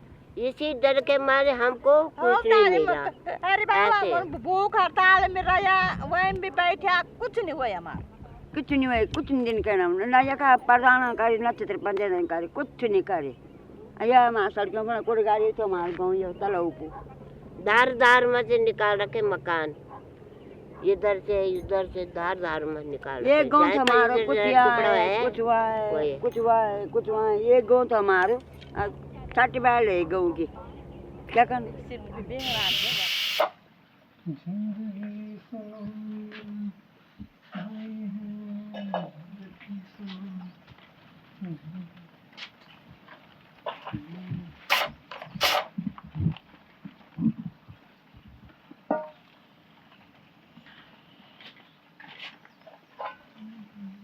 आपका नाम क्या हो गया? विकास। विकास।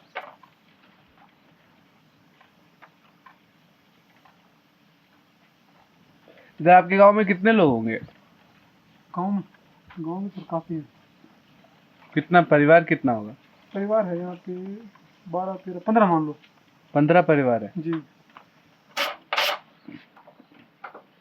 पर आप कह रहे कोई जवान लोग नहीं है उधर? मतलब बाहर रहते हैं नौकरी करने के लिए, मतलब यहाँ लोग करते नहीं। क्यों इधर क्यों नहीं करते? क्योंकि पसंद नहीं करता है। पहले इधर रहते थे लोग पहले? नहीं है, मतलब लोग ज्यादा गांव में लोग मतलब कम रहते हैं, लोग बाहर लोग ज्यादा पसंद करते हैं, वहाँ फैसिलिटी ज्यादा मिल जाती है। अभी लोगों का पलायन का ये है कि यहाँ पे अभी कुछ भी नहीं है। जिस बंदे के पास खेती थी वो खेती भी नहीं कर सकता, जबकि ये वाली इतनी आबाद ज़मीन थी जिसमें सारी टाइप की सब्जियाँ, दाल, चावल, basmati, totally A to Z यहाँ पे होता था। हल्दी, अदरक, केवल नमक खरीदते थे लोग और कुछ नहीं। मैं यहाँ पे 29 ईयर तक रहा। हम लोगों ने कभी भी अपनी लाइफ में यहाँ पे कुछ नमक के अलावा लिया नहीं। हम लोग खुद ही यहाँ पे कुछ उगाते थे और आप उसी को करते थे।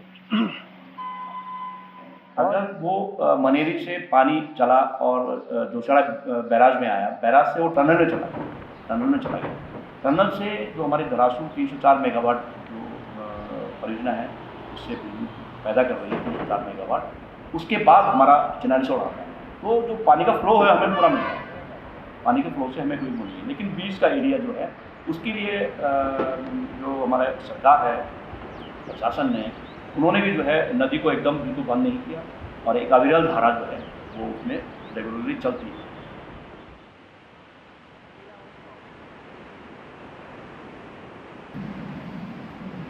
जब भी हम नदियों की बात करते हैं, खास करके नदी के हेल्थ के बारे में, उसकी स्वच्छता के बारे में, और आज के दिन जिस तरह से अविरल धारा और निर्मल धारा जैसे शब्द इस्तेमाल हो रहे हैं, इन सब चीज़ों में नदी की जो फ्लो का कॉन्टिन्यूटी है वो एक बहुत इंपॉर्टेंट एस्पेक्ट है, जो फॉर सम रीज़न लगता है पॉलिटिकल कि बात नहीं होती है उतनी ज़्यादा उस चीज़ के बारे में।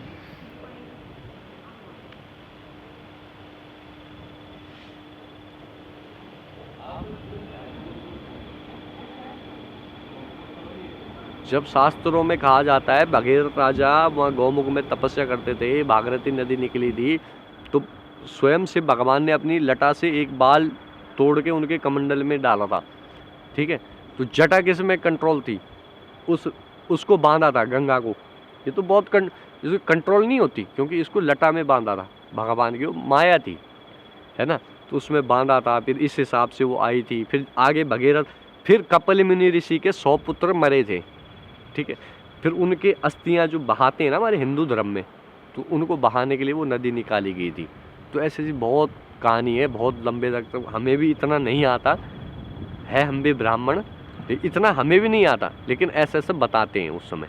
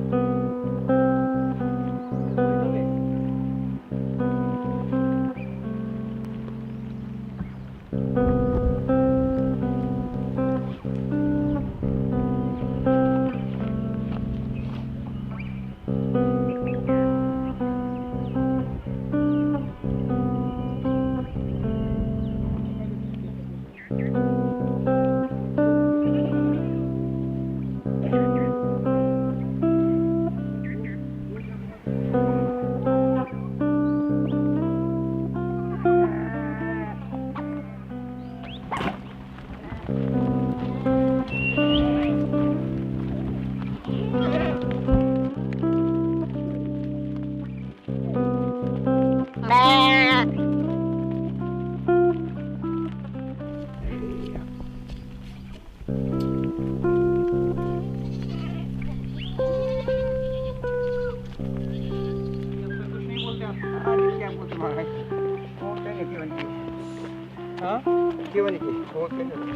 बोलते। हाँ।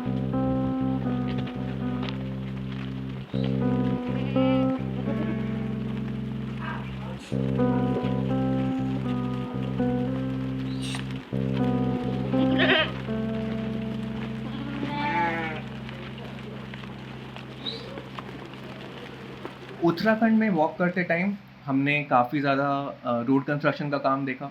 जब पहाड़ों का कटान हो रहा था, वहाँ पर वर्कर्स जो झारखंड, नेपाल, बहुत दूर दूर से आए हुए थे, उस पर काम कर रहे थे। और ये जो सारा काम था, this was under a project called the चार धाम प्रोजेक्ट। और ये चार धाम हाईवे प्रोजेक्ट जो है, उसका विजन ये है कि वो जो बद्रीनाथ, केदारनाथ, गंगोत्री और यमुनोत्री, जो मेन 4 पिलग्रिमेज साइट्स हैं उत्तराखंड में, उनको एक मेजर हाईवे के थ्रू कनेक्ट करना चाहता है, जिससे जो लोग पिलग्रिमेज पे जा रहे हैं, जो लोग तीर्थ पे जा रहे हैं, उनको आसानी हो वहाँ तक पहुँचने में।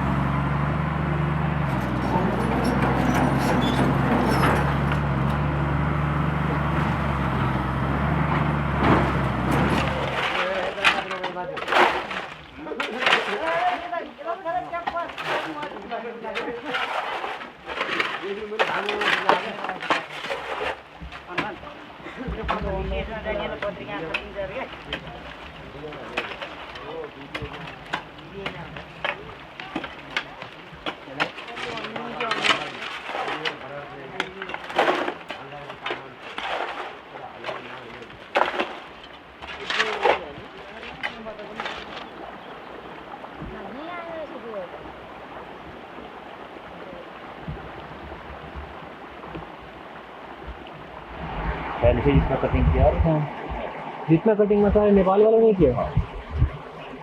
और इतने खराब तरीके से क्यों रखते हैं? ठीक से तो रखते नहीं है जो काम करते हैं उनका। ठेकेदार लोग, ठेकेदार के हाथ में है वो तो। जैसे सरकार से तो पैसा आ रहे होंगे ठीक से रखने के लिए, प्रोजेक्ट है तो आता ही होगा। तो ये लोग भी कुछ नहीं बोलते, काम मिल जाता है इसमें। कुछ नहीं बेचारे क्या बोलते हैं दूसरे देश में भी। हाँ, क्या है ये सारे वर्कर्स नेपाल से हैं।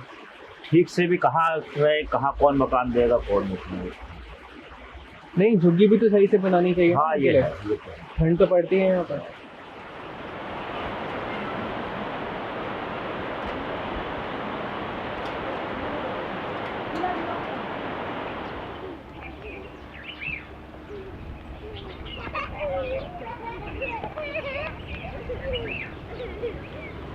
ए रोड है, रोड है।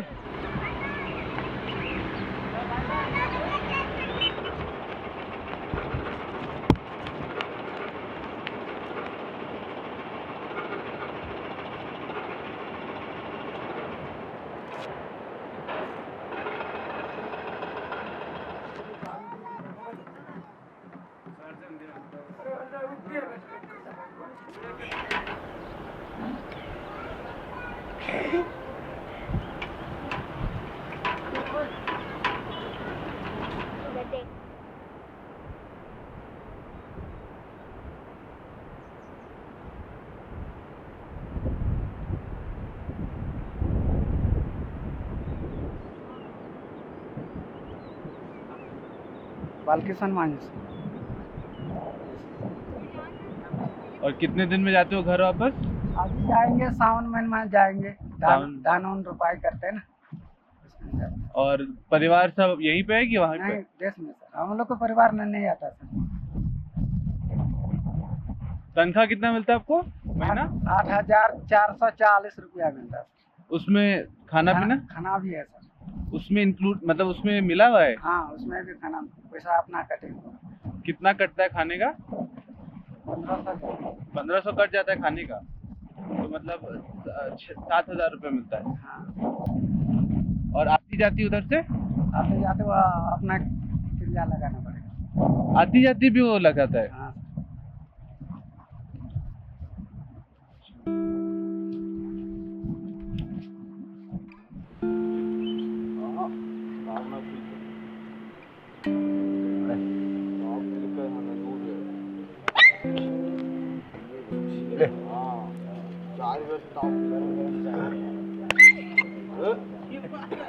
ले ले ले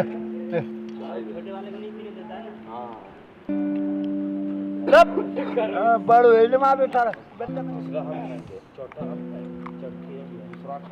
ले ले ले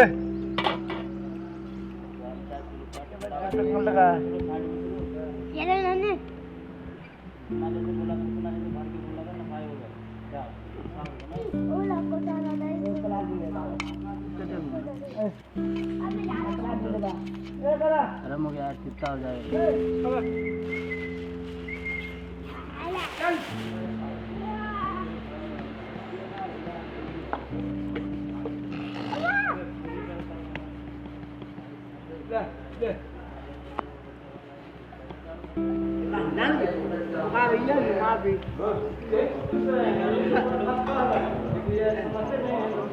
इंटरेस्टिंग बात ये है कि ये जो इलाका है पूरा, जो इलाका है गढ़वाल का, जहाँ पर ये चारों तीर्थ हैं, जो हिमालय का इलाका है, जहाँ पर हमारे ग्लेशियर्स हैं, जहाँ पर हमारे पहाड़ी बर्फीले पहाड़ हैं, वो एक तरह से पूरे देश के लिए वाटर स्टोरेज का, वाटर सिक्योरिटी का काम करता है। क्लाइमेट चेंज हो रहा है, तापमान बढ़ता जा रहा है, और उस टाइम पर हमें इस इलाके में जहाँ पर ग्लेशियर्स बहुत तेज़ी से मेल्ट हो रहे हैं, हमारे पेड़ों को और जो हमारे फॉरेस्ट हैं उनको बचा कर रखना है।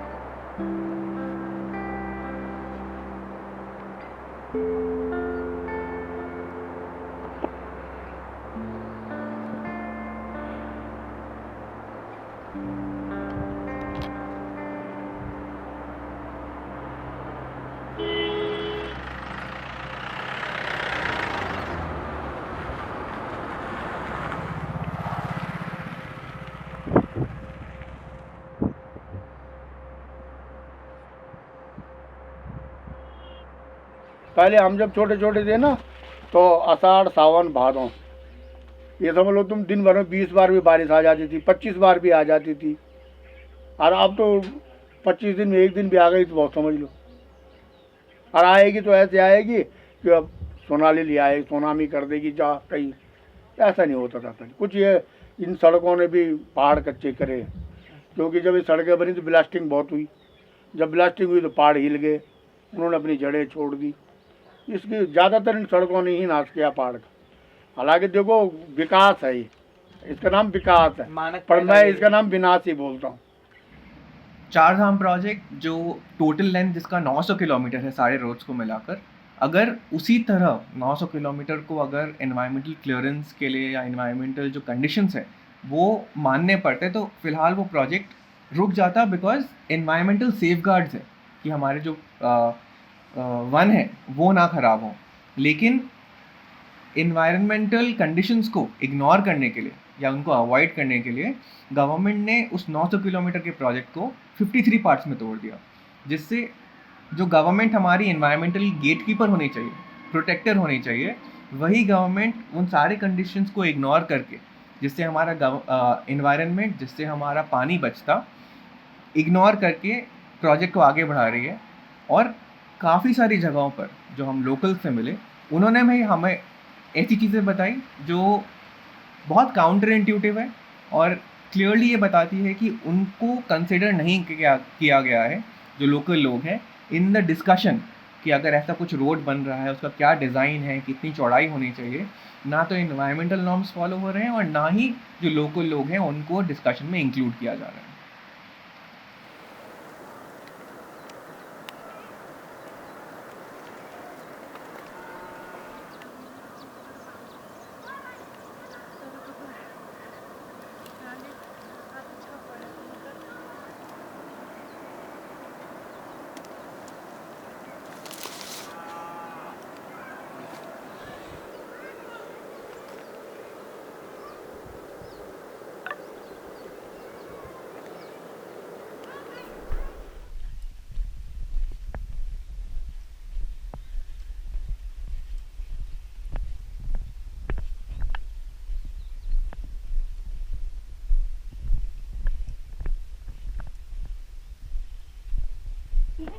बाय करो सर को, बाय बाय। अभी तो हम आए, अभी बाय कर रहे हैं। अभी हेलो बोलते, हेलो हेलो हेलो बोल दो कैमरे में, सब लाइन में, सब दिखने चाहिए। छोटे वाले आगे, लंबे वाले पीछे। छोटे वाले आगे लोगो, छोटे वाले लंबा है तू। आराम से अपने आप आ जाएंगे, खींचना नहीं, आराम से।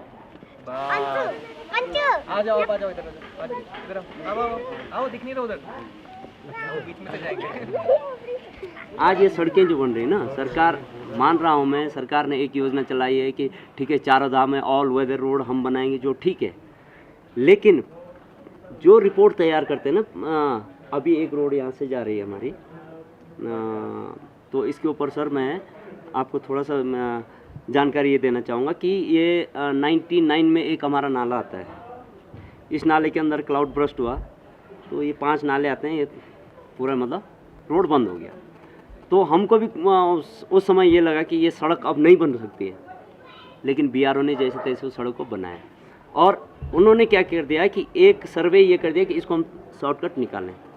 तो हमने तब से यही पूछा है कि ये 58-59 में ये सड़क यहाँ पे आ गई थी, तो हमने ये बोला भाई देखो ऐसा है कि इस सड़क के ऊपर कम से कम 4 गांव तो बसे हुए हैं और हम इस सड़क, ये हमारी लाइफ लाइन है, पहले नहीं थी, अब हमें महसूस, एक समय ऐसा था जब हमारे बुजुर्गों ने इस सड़क को विरोध किया था यहाँ पे कि हमें सड़क नहीं चाहिए क्योंकि वो स्वतंत्र रहने वाले लोग थे, लेकिन आज हमारी ज़रूरत हो चुकी है। अब हमारा क्या है, इसके ऊपर रोज़गार हो गया, हमने जो है पूरी सड़क के ऊपर आपने देखेंगे एप्पल गार्डन है पूरे लगे हुए, आपका झाला तक उससे भी आगे है, उससे आगे फिर जंगल लगते हैं। तो हमारा जो भी रोज़गार इससे चल रहा है, होटल ढाबे लोगों ने खोलना अब शुरू किया है, मतलब सड़क 1958 में आ गई है। अगर मान के चलिए कि अगर मैं अपने गांव की बात करूं तो यहाँ पे अभी 3 होटल ढाबे बने हैं, ठीक है सर, इन 50-60 सालों में, लगभग 60-65 साल हो गए, ठीक, मतलब इतना हम डेवलप हो पाए हैं। अच्छा, इससे अगर आप आगे जाते हैं, जसपुर बैंड है, झाला है, वहाँ की वही कंडीशन है। तो ये हमारा क्या हो गया कि 50-60 सालों में तो हमने इतना डेवलपमेंट अपना किया है इस सड़क के कारण, लेकिन अगर ये सड़क वहाँ चली जाती है तो हम वापस 19वीं सदी के ऊपर चले जाएंगे। आज सरकार जो है करोड़ों रुपए जो है गंगा, नमामि गंगा की तरफ के लिए जो करोड़ों रुपए जो है खर्च कर रही हैं कि गंगा को जो है सफाई रखो। अगर सड़क चले गई तो गंगा कहाँ सफाई से बच पाएगी और कहाँ ही हमारे जल जंगल जो है ये बच पाएंगे। उस पार जो है पूरे जो है स्वतंत्र परिवार है, वहाँ पे जो है जंगली जानवर जो है अपने जो है स्वतंत्र विचरण करे, वहाँ कोई आवाजाही नहीं है। 30-35 सालों जब से मेरे को अकल आई है तो मैंने किसी को ऐसे नहीं जाते हुए देखा कि ठीक है आप चाहें वहाँ चले जाएं, नहीं, क्योंकि रास्ता ही नहीं है, रास्ता ही नहीं है, बीच में नदी है और उस तरफ जानवर जो है आराम से स्वतंत्रता से जो है अपना आके, अब हम इधर से जो है हम देखते रहेंगे तो उनको पता है कि अब नदी है बीच में तो आने वाला नहीं इधर, ठीक है सर।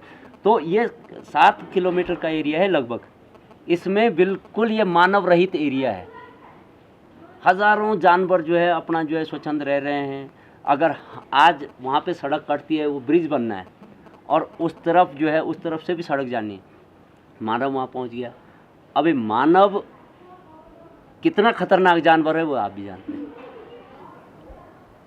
ये सामने जो जंगल है ना, इसमें 1803 में एक बहुत बड़ा भूकंप आया था हमारे एरिया में, तभी गांव बहुत छोटे थे, 2-3 गांव हमारे ख़त्म हो गए, दब गए पूरे। भूकंप आया तो ये जो पहाड़ियां हैं ना, ये इधर की, ये दोनों काफ़ी मलबा आ गया। 14 किलोमीटर की झील बनी, तो झील बनने से क्या होता है कि प्लेन हो जाता है पूरा, ठीक है जी। ये भूकंप इतना बड़ा है तो ये जो मलबा है, ये जो पीछे सामने वाला जंगल है और इस तरफ वाला, ये दोनों ही उस समय का मतलब आया हुआ मलबा है, कच्चा है पूरा। तो इस जंगल को बनने में लगभग आपको मान के चलो कि 1803 की अगर हम बात करें तो 200 साल से ऊपर हो गए। और वो जो जंगल है, वो जो पेड़ हैं, उनको बढ़ने में लगभग 200 साल लगे हैं, ठीक है जी। और चंद मिनटों में हज़ारों वृक्ष मशीन लगेगी और कट के चले जाएंगे। उसकी भरपाई कब होगी? 200 साल बाद।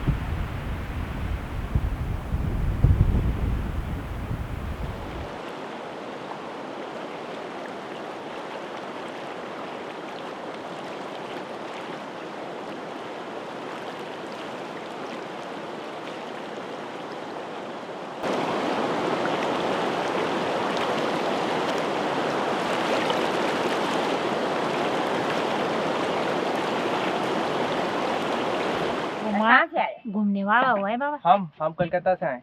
कलकत्ता अब घूमने कहाँ जा रहे? हम गंगा जी की पैदल यात्रा कर रहे हैं। अच्छा, धन्यवाद बेटा तुम्हारे लिए, धन्यवाद।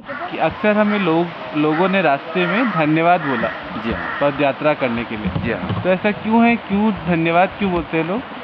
देखो ना, ये भी तो अच्छी सोच है ना। मतलब जो पहले के ज़माने के जो लोग रहते थे, हमारे देवी देवता जब गंगा जी के पास गंगोत्री जाते थे ना, तो नंगे पैरों से जो है देवी देवताओं को पैदल करके यात्रा करते थे।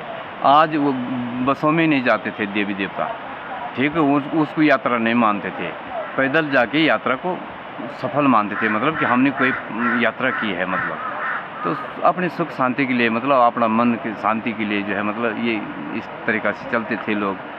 तो वही है, आप लोग पैदल चल रहे हैं तो कितनी अच्छी बात है। मतलब एक धन्यवाद तो बोलेंगे लोग। हमारा जो वॉक था along the Ganga, it was not suppose to be religious, it was suppose to be scientific, investigative. और हम नदी के बारे में जानना चाहते थे, नदी के लोगों के बारे में जानना चाहते थे, इसलिए we chose to walk and we walked. It gave us time to meet people, it gave us time to think about the things that people were saying. और इस तरह से जब हम स्पेशली उत्तराखंड में मूव कर रहे थे, काफ़ी लोगों ने हमारे सामने जिक्र किया कि एक समय था कि जो रेगुलर लोग जाते थे गंगोत्री तक या किसी भी तीर्थ तक, वो पैदल जाया करते थे। एंड लोगों की बात सुनते सुनते और अपना वॉक कंटिन्यू करते वक्त ये चीज़ हमें समझ ज़रूर आई कि शायद जो तीर्थ का कॉन्सेप्ट है या जो तीर्थ का आइडिया है, वो इसी में है कि आप जैसे जैसे तीर्थ के पास जा रहे हैं, जैसे जैसे कहीं पहुंच रहे हैं, वो जो समय आप बिता रहे हैं उस समय वहाँ पहुँचने में, आप जो सोच रहे हैं, आप जो इंट्रोस्पेक्शन कर रहे हैं, वो ही तो ज़रूरी है। That is something that I realised. आपको कितने किलोमीटर हो गए चलते चलते अभी? हाँ, बढ़िया आ जाऊँ मैं 19 किलोमीटर। नहीं, उज्जैन से मेरे को 4 महीना हो गया। 4 महीने हो गए। 4 महीने से पूरा पैदल चल रहा हूँ। अच्छा, रुकते मिलते हर दिन आप 20-25 कभी कभी तो जैसे मान लीजिए कि लंबा रोड मिलता है, कहीं रुकने की जगह नहीं मिलती है, तो कभी कभी मैं 50 भी चल जाता हूँ, 60 भी चल जाता हूँ। जहाँ कहीं जगह मिल जाएगी, जहाँ अपने को भोजन पानी मिल जाए, वहाँ रुक जाता हूँ। और तो कोई इतना पैसा होता नहीं साधु संतों के पास के चलो वो जगह जगह करता हुआ जाए। कहीं आश्रम है, कहीं धर्मशाला है, कहीं जैसा है, इस टाइप से अपना रास्ता करते चला जाता। वो जब भी देगी अपने हाथ से और अपना खुद का भी देगी। भाई है ही नहीं ना, कोई जल देने वाला नहीं। हम मरेंगे तो हमको कौन जल देगा? कोई नहीं। इससे हमने माँ से कह दिया कि हम जीते ही जी ले रहे हैं, मरने के समय मिल जाना। कहीं मौत होना है तो रास्ते में ही होगी, पता नहीं कौन आप वाले ही जलाएंगे। आश्रम को तो बाद में मालूम पड़ेगा। इसलिए चलते रहते हैं। चलो मालिक आपकी यात्रा मंगलमय करे।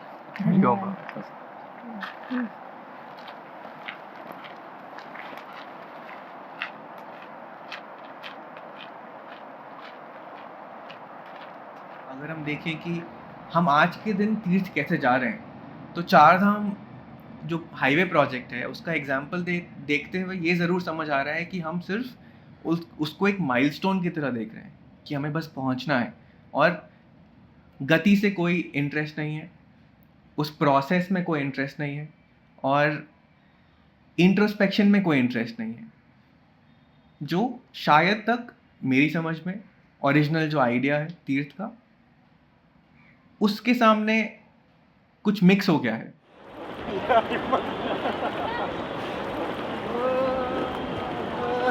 क्या बात, जब तक सोचते रहोगे जब तक कुछ नहीं होगा।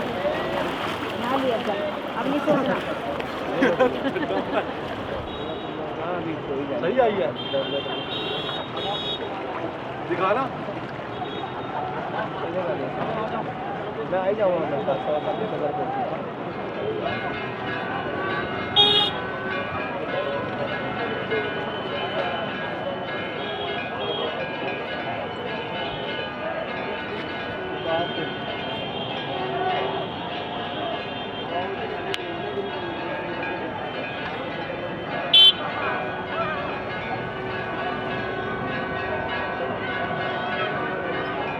सर कितना बोतल बिक जाता है? बिक जाता है दिन भर में 100, 200, 400, 500, 700 का बिक्री हो जाता है। और इधर अलाउड नहीं है? नहीं, अलाउड नहीं है, बेचना मना है। तो फिर आपको कोई रोकता है? हाँ, रोकते रहेंगे नगर महापालिका वाले। तो फिर भी बेचते हो? बेचते क्या करें, मजबूरी है, बेचते रहते हैं, फिर आप भाग जाते, क्या करें। सब लोग, जब सभी लोग बेचते तो हम भी बेचते हैं, जब कोई नहीं बेचता तो हम भी भाग जाते हैं, नहीं बेचते हैं, क्या करें। सोच रहे हैं कोई दूसरा धंधा करने के लिए, लेकिन अब जब तक चल रही गाड़ी चल रही है।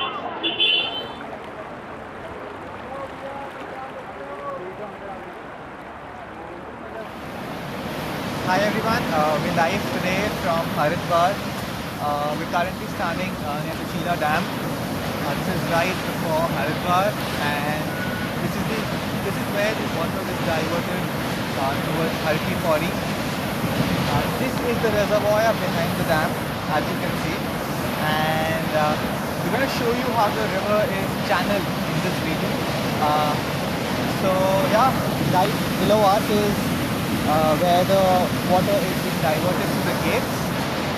This is a pleasant view, a full river. That's the amount of water there is in the river. You can see one set of gates on which we're standing and another set of gates right there. We're going to take you now towards Har Ki Pauri, where the water is being diverted, and that canal, this is the Upper Ganga Canal that goes all the way till Ghaziabad, used for irrigation and other purposes on its route. So that's Har Ki Pauri in the distance. So we are at the bridge. Here you can see the main stream of the main channel of the Ganga, and I see negligible amounts of water here. And wait till you see the other side. Here, look at this. Look at the riverbed.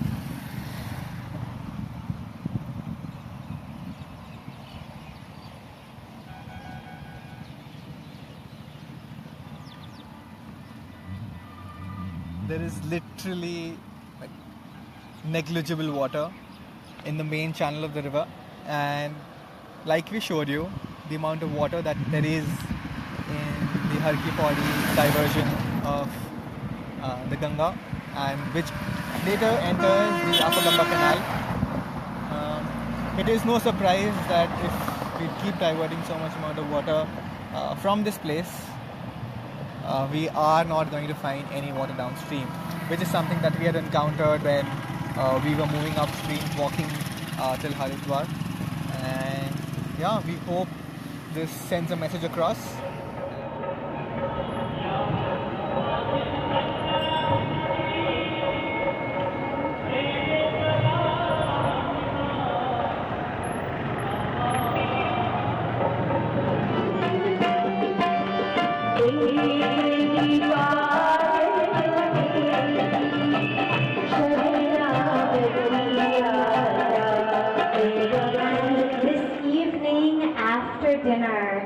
We have a program. It's the first time that we've tried that during the yoga festival.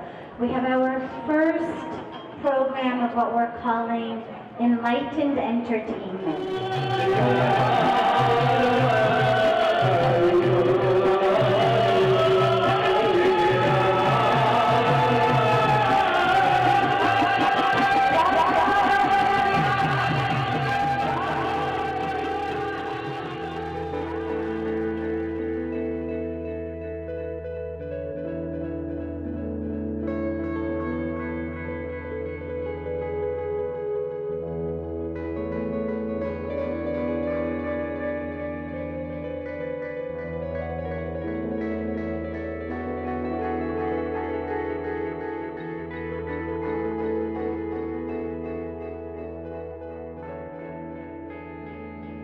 The walk started with many assumptions कि walk का design कैसा होगा, हम walk के दौरान क्या करेंगे, रोज़ कितना दूर चलेंगे, कितने दिनों में वॉक कंप्लीट करेंगे। काफ़ी चीज़ें जैसे हमने इमेजिन किया था वैसा हुआ, काफ़ी चीज़ें नहीं हुई जैसा हमने इमेजिन किया था। आप रोज़ कितना चल रहे हैं, हमने पहले कुछ और इमेजिन किया था, बहुत ज़्यादा इमेजिन किया था। अब सोच के लगता है कि उतना नहीं चलना चाहिए था पर डे, और भी लोगों से मिल सकते थे, उनकी भी बातें जान सकते। बट इवेंचुअली वो पूरा जर्नी करना पड़ा टू अंडरस्टैंड द नुआंसेस। ये पॉसिबल नहीं था कि आप एक जगह जाएं, दो जगह जाएं और उस सेम चीज को उसी तरह समझ जाएं। ये जो प्रोसेस था जो हमने चूज किया वॉकिंग का, it was very rewarding. Stories, personal growth, documentation which is very rich जो हमने किया, जो हमें चीज़ों की समझ थी उसके अकॉर्डिंग। हमने कुछ चीज़ें सीखी, कुछ साइंटिफिक चीज़ें लोगों से समझी कि अच्छा नदी को किस तरह से देख सकते हैं, कैसे परख सकते हैं, क्या समझ सकते हैं, इंडिकेटर्स क्या हैं। जो भी चीज़ हमने सीखी उसको डेली बेसिस पे जब हमने एग्जीक्यूट किया या फिर डेली बेसिस पे ऑब्जर्वेशंस किए, that helped us get clarity on अच्छा ये चीज़ ऐसे इवॉल्व हो रही है। और रोज़ के रोज़ नदी को देख के भी हमने बहुत कुछ सीखा। बहुत कॉन्सेप्ट्स नदी को देखते देखते ही क्लियर हो गए, बिकॉज हम उसका बिहेवियर रोज़ देख रहे थे। एक बराज के आगे, एक बराज के पीछे, एक डैम के आगे, एक डैम के पीछे, जहाँ लोग नहा रहे हैं उसके ऊपर, उसके नीचे। तो ये जो एक विजुअल इंक्वायरी थी वो भी बहुत इंपॉर्टेंट एक पार्ट था रिवर को समझने के लिए, and that was the reward that came out of the walk.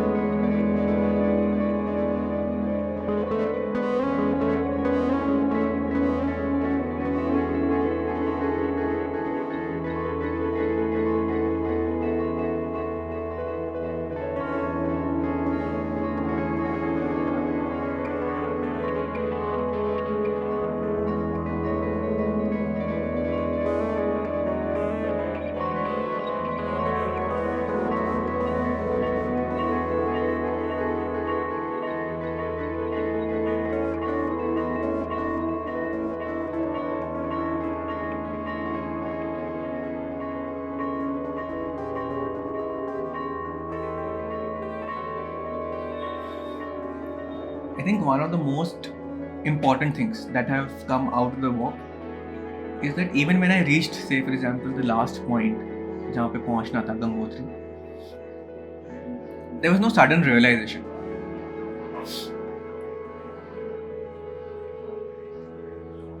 There is no one moment. It's an assembly of moments. It's the constant flux, the constant thinking about something, and that takes time.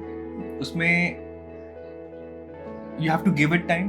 You have to allow things to change, modify themselves. You have to make yourself malleable. कि अच्छा, am I accepting things or not? If they're coming out to be different. मैंने पहले जो सोचा था, अभी जो सोचा, अभी जो समझ रहा हूँ, वो बहुत different है. And the act of walking, the whole process of walking, जो हम इतना पैदल चल रहे, रोज जितना भी पैदल चल रहे थे, उसमें कुछ समय तो ऐसा था जब हम लोगों से बात कर रहे थे, उनसे डिस्कशन कर रहे थे, उनकी बात समझ रहे थे, पर उससे बहुत ज़्यादा समय था जब हम उनकी बातों के बारे में सोचते सोचते अपनी बातों के बारे में सोचे। और वो जो फ्लक्स का टाइम, वो जो टाइम एक लग्जरी की तरह वॉक ने दिया, I think that has led to any kind of realization if it has.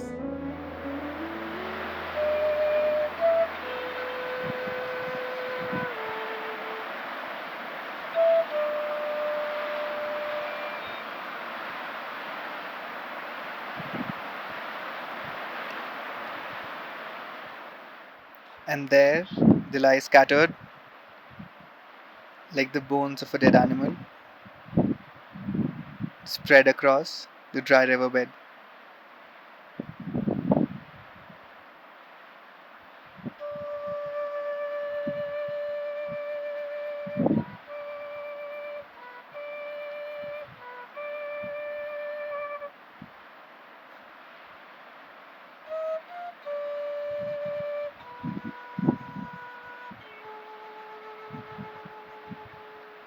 The river has been a witness of it all, and now it all is a part of the river.